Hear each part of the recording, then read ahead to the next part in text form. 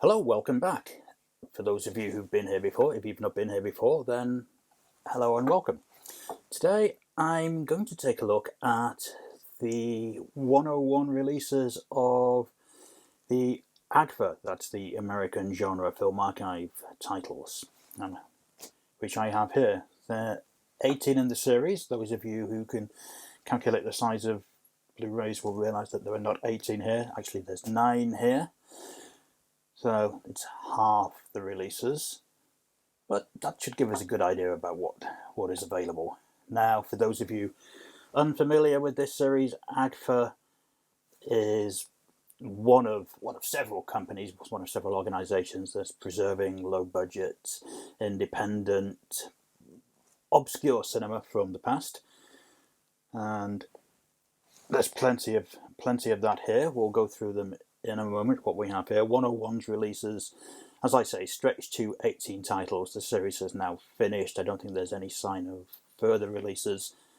These were a hard sell for UK audiences, to be quite honest. The cost of putting them together compared to the actual sales, I imagine it's probably quite tough for any label who's not completely committed to low budget obscurities. So I'm glad they did it, and I'm glad this stuff is available. Obviously, if you are in the US, there's a lot more AGFA titles available, and we'll put in some links for you to check out what there is, where to get them from, and so on and so forth. Before we go any further, I should point out that all of these discs were sent to me by 101, so therefore paid promotion, I suppose. Clearly, they're not sent with any proviso about what I might think of them, so my opinions will be entirely my own. Now, what we're going to do here is essentially go through the packages, go through what's on the disc, talk a little bit about the films. I'll be reviewing each one of these releases in depth on Desperate Living on the website, so again, follow the links. Every time I put a new review up, I'll add it to the list underneath this video.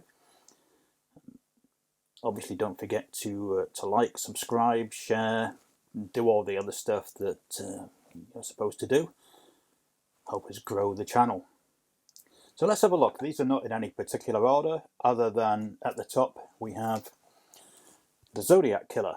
The Zodiac Killer and Another Son of Sam. One of the interesting things about this collection is that quite often the double bills, it's a supporting feature with the main feature. So the main feature will be credited on the front, the supporting feature mentioned in small print on the back. So for those of you unfamiliar with the Zodiac Killer, well, you'll actually be able to go and see the review of this and Another Son of Sam on our site around the time that this video goes live. We've already reviewed it, basically, so that's a good point, starting point, isn't it? Yeah, the Zodiac Killer, made in 1971, a bizarre film based, as you might imagine, on the Zodiac case, which was still very much alive at the time, and theoretically the reason that this film was made was to help catch the Zodiac Killer. The idea was that he would not be able to resist going along seeing a movie about himself. It's a reasonable assumption, and might somehow give himself away through little questionnaires that were given away to audience members. Good evening, ladies and gentlemen. Bob Keel here. Tonight, we have more news on the Zodiac Killer. Hey, fellas, hold it down. I want to hear this. He writes another letter to the papers. And I quote, "This is the Zodiac speaking. I am the murderer of the taxi driver over on Washington and Maple Street. They could have caught me last night if they had searched the park properly instead of holding road races with their squad cars."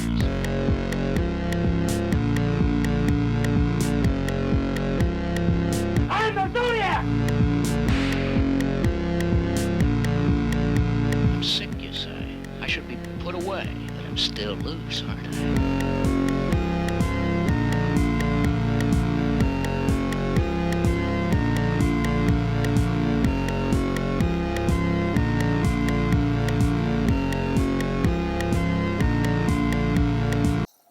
Clearly it didn't work, but yeah, it was worth a try. The film itself is pretty extraordinary, as you can probably imagine. It's super low budget, super sleazy, super grimy. Another Son of Sam is probably even wilder. Again, you know, go and check out the review for full details. These are crazy movies. But what we have here, obviously we've got audio commentaries, on-camera interviews, tabloid horror trailers. Not quite sure what they are, but we'll soon find out. Liner notes, reversible cover artwork. Let's have a see what we have here. Yeah, it's the same as in the US. I think that when I saw the US copy, I immediately flipped it over. That's a much nicer cover, I think, as is often the case with reversible artwork. And so I'll probably just do that now with this copy as well. And yeah, there's a little booklet too. So it's a nice package. These are films that not that long ago you would never have dreamed would come out in the UK, and so to see them in these nice editions, and I think, as far as I can tell, all these 101 releases are essentially complete duplications of the AGFA titles with the addition of a slipcase. I'm not sure whether the AGFA ones had slipcases. Certainly my copy of the Zodiac Killer didn't. So that might be the new thing here. But they do seem to have exactly the same extras, the same content, and that's an interesting point that I'll come to in a few minutes when we get to one of the films further down. So let's move on. Effects. You may be familiar with effects. It's by reputation, if not the actual film. This is a film made by people connected to George Romero around the time of Dawn of the Dead. I think shortly after, what was this, 1979? I believe 1979, 80, something like that is the year on the sleeve. Yes, it is, 1980, there you go. I remember reading quite a bit about this at the time. It took me a long time to see the film. Basically, it's got Tom Savini, Joe Pilato, John Harrison. It's made in Pittsburgh. It's about snuff movies. I haven't watched it for a long time. Obviously, none of these I've actually watched yet, apart from the Zodiac Killer. So we'll get into that as we go through each one. My memory of this film was that it was very disappointing when I saw it on VHS. I think I probably built it up to be something more than what it was. Maybe I'd not built it up. I think the press coverage had built it up to be some kind of, the next low-budget cult masterpiece. It certainly wasn't that, and it slid very quickly into obscurity. So it's nice to see it here. The cover is interesting. What else do we have on here? So yes, a new 4K scan from 35mm theatrical print. Yeah, audio commentary, short film Beastie, short film Ubu. Yeah, liner notes. There's a documentary about the film. No sign of double-sided sleeve, but it actually does have, again, double-sided sleeve, which, dare I say it again, a bit more interesting. Let's flip that one over. I mean, the good thing about slipcases is it gives you the best of both worlds. You can have the slipcase with the what's considered to be the commercial art, and the other side with the more interesting art. Oh, and again, it's a booklet. So, these booklets are nice. You don't really get booklets that often these days with Blu-rays in the way that you used to with DVDs. So, yeah, looks nice. We'll have a look what it's like. Now we start getting into some of the more obscure titles, some of the things that maybe not quite as familiar with. Jungle Trap and Run, Coyote, Run. So there you go, a rare example of both films being credited on the front cover.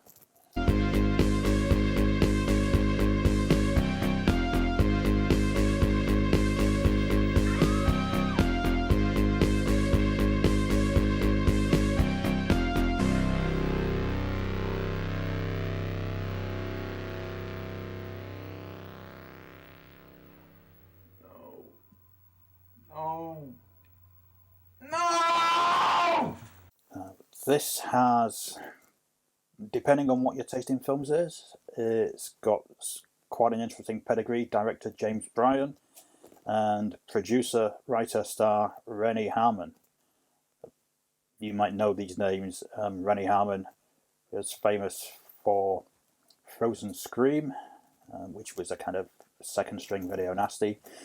James Bryan made Don't Go in the Woods, which was a first string video nasty, if you like. It was one of the final 39s. So yeah, a great combination if you have a taste for kind of weird movies that are not made in the way that movies usually are, which I do have. I've got to say that all this kind of stuff is just perfect for me, because there's nothing I really like more than films that break all the rules of filmmaking or don't understand the rules of filmmaking, just go their own way. We don't see enough of that these days. Everything, even really low budget stuff, tends to be quite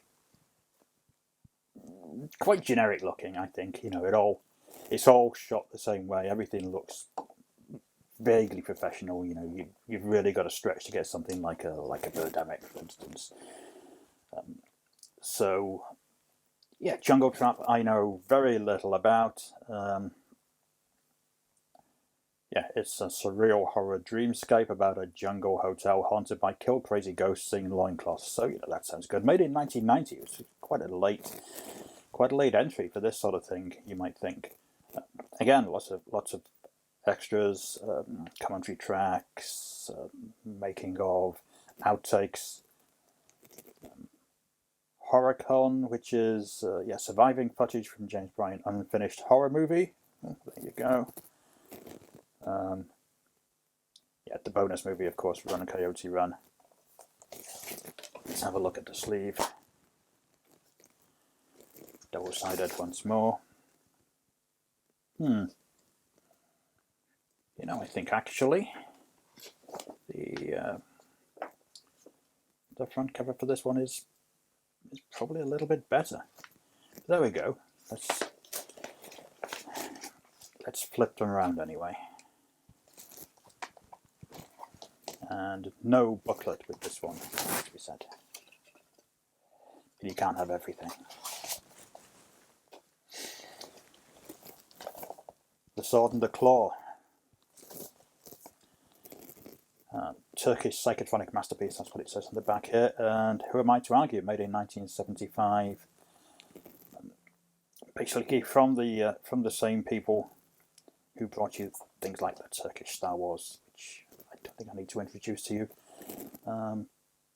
It's essentially some kind of barbarian action martial arts movie. Looks fantastic. The bonus film here is called Brawl Busters, which again I know very little about. Made in 1981. I'll wait for the review of that one. Yeah, a bit less in terms of special features here, in the sense that it's a 4K scan and it's got reversible cover art, and that's about it.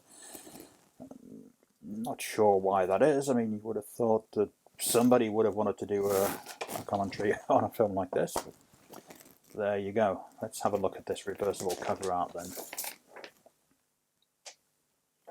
then. Yeah, it's an ad mat. But you know, it's if that's an authentic ad mat, which I have no reason to believe it isn't. Let me have a see. Yeah, so this is an authentic double bill. Brawl Busters was the supporting feature. I quite like that. I like it when films that played theatrically together are then paired together. It shows a bit of forethought. Anyway, I'm very much looking forward to getting into these two, I've got to say. Probably not as much as I'm looking forward to getting into Wicked World. If you've seen Things that Severin, or Intervision to be more accurate, put out, then you probably don't need me to recommend this. This is from the same people, Barry J. Gillis. And Things, such an amazing piece of absolute nonsense. Makes no sense whatsoever as a movie. But it's compellingly hallucinogenic. So I'm hoping for more of the same from this. Yeah, there's a commentary from Barry J. Gillis on this as well, with behind-the-scenes documentary, music video. So this one's shot on 16mm. I think Things was shot on 8mm, so this one might be a little bit more professional. Dread to think. Made in 1991. Looks great. Looks fantastic. Obviously, I've watched the trailers for all these, or the trailers that are online for the ones that seem to have trailers, and this looks jaw-dropping. So, Brad, are you fucking my sister or what? What's it do you, a mental case?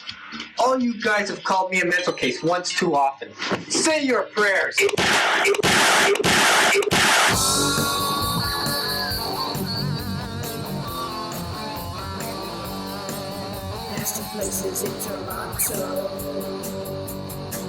The killer who brutally murdered your ex-girlfriend is getting out today? I've been thinking about it all morning. I'm gonna kill that bastard.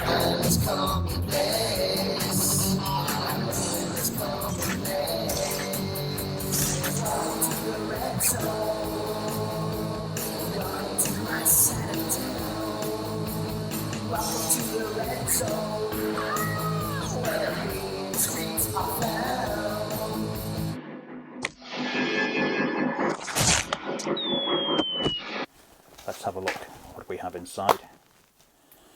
Again, no booklet with this one, but well, there you go. That's the alternative cover. I hope you can see all these in from this distance and with the sunlight coming through. It's a nice sunny day today, and I thought I'd take advantage. But yeah, don't be surprised if this is the next one to be reviewed on Desperate Living, because I'm very keen to watch it. I've been saving all these for shooting this video, so I haven't snuck in and watched any of them in advance, other than, of course, Zodiac Killer, which is something I watched a few years ago in the original AGFA version. Treasure of the Ninja, which I'm equally excited for in many ways. She's like 8mm movies, and God, you know, people who shot feature films on 8mm, there's something special. Yeah, black filmmaker and martial artist William Lee. Don't know whether that's his real name, because he seems to be obsessed with Bruce Lee, so he may have changed it. But yeah, he was making martial arts movies and Bruce Lee tribute movies in New York on 8mm. I mean, this is pure DIY stuff. Looks glorious. And here we have it's a new transfer. Yeah, I mean, these are coming from video master tapes. They're actually edited on tape. They're not, you know, they're shot on 8mm, but editing on 8mm was probably a pain in the ass, to be quite frank. It's much easier for you to shift this stuff onto tape and then do the edit there. You know, in 1987 when this was made. But what else do we have here? Yeah, William Lee does a commentary track. The New Chinese Connection, which is a short film made in 1980. Yeah, some other shot, the Willie Jack series, all previously unreleased. I mean, I think with stuff like this, you can say that everything's pretty much unreleased. I mean, who would have released stuff like this before? And God bless AGFA for even finding things like this, let alone being able to then source who owns them, digging up all the rights, putting stuff like this together. Brilliant. Brilliant. Even I didn't suspect that El Qazi was still around, but he was here, and with plenty of ninja. Their mission? Kill us. Whether you know me, or whether you don't, rumor has it, you've been hanging out, looking for trouble, and spreading your lies. Just come out fighting, the time is gonna do or die. Yeah, and there's a bonus movie here, Dragon vs. Ninja from 1984. The title of which seems vaguely familiar, but there seem to be lots of films with titles like that, so who knows. And let's have a look at the alternative cover.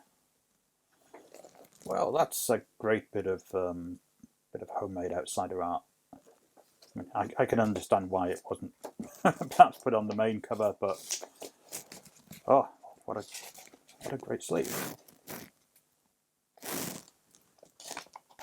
Yeah, very much looking forward to getting into these. I hope they're not disappointing. You know, I'm not going to pretend that I'm overly familiar with all this stuff. I know it's a done thing for critics, particularly critics working in the alternative cinema world, to make out as if they've seen everything and they know everything about everything. I'm not going to bullshit you. Some of this is completely alien to me, and I'm really keen to get into it. Not this one though. Sometimes Aunt Martha Does Dreadful Things. This is a film that was around on the underground circuit as bootlegs for quite a long time. Never really came my way at that point, but I did catch up with it at some later point, and my memory is that it's completely insane. It's just like some hysterical kind of queer transvestite exploitation movie.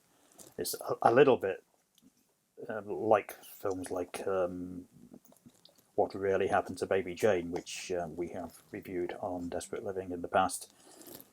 You know, these kind of wild, alternative, low-budget queer movies that were, on the one hand, trying to be exploitation, on the other hand, clearly not commercial for the grindhouse audience. Who they were pitched at, I don't know. I mean, you know, obviously it references John Waters on the cover here, and that's a great point. But even John Waters' films seem somehow more normal than movies like this.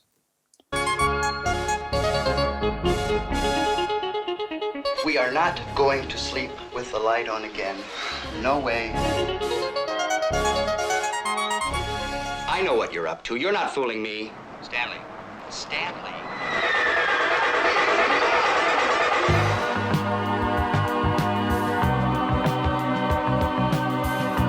You can't have him. He's mine.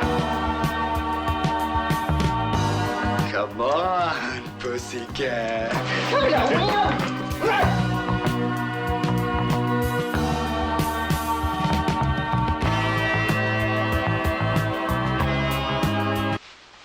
That bastard. It's been a long time since I saw this. I'm looking forward to catching up with it again and digging in. Made in 1971.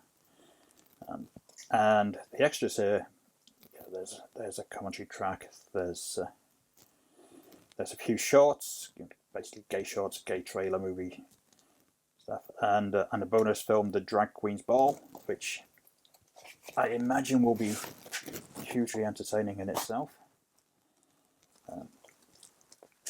The alternative cover here. Probably not as much fun. I think with a lot of these films, you struggle for artwork. I mean, there's not going to be a million stills. There's not going to be several different posters from around the world to choose from. You're going to have to just take what you can get, and that sometimes includes screen grabs and things like that. But yeah, again, what a great film to put out. We will be giving links to buy all this stuff, and you know, this one is absolutely worth picking up. Now, She-Freak, produced by David F. Friedman, is probably the most mainstream movie of this bunch. It's had several releases in the UK on VHS, around the world. Did it come out on DVD here? Maybe it did. I don't know. It's a bit hard to say. This was mainstream sexploitation, if that makes sense. You know, it wasn't an obscure amateur hour movie. It was made professionally for the grindhouse circuit, for the drive-ins, for the exploitation cinemas, and basically, She-Freak is a kind of sexy, sleazy remake of Freaks, which Freaks is quite sleazy in itself. Here we've got commentary from Dave Friedman, and Something Weird's Mike Rainey. Quite a few of these films actually do have an origin in Something Weird, the great label. There's some outtake material, vintage shorts. No additional feature, but there is the inclusion of the Laughing, Leering, Lampooning Laws of David F. Friedman, which I have on VHS from Something Weird. We should also just take a quick look at the inside here. So that's the original She-Freak one sheet. So the original artwork is not that far removed from it, it's just a variation on it.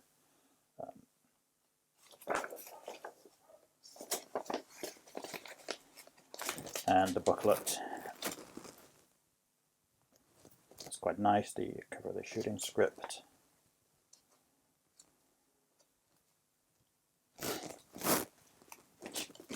Yeah, a good combination. And certainly for She-Freak alone, well worth picking up. If the trailer collection is intact, then this is a must-have. Lastly, we come to Smut Without Smut, Volume 1. We're not going to be seeing Volume 2, not in the UK.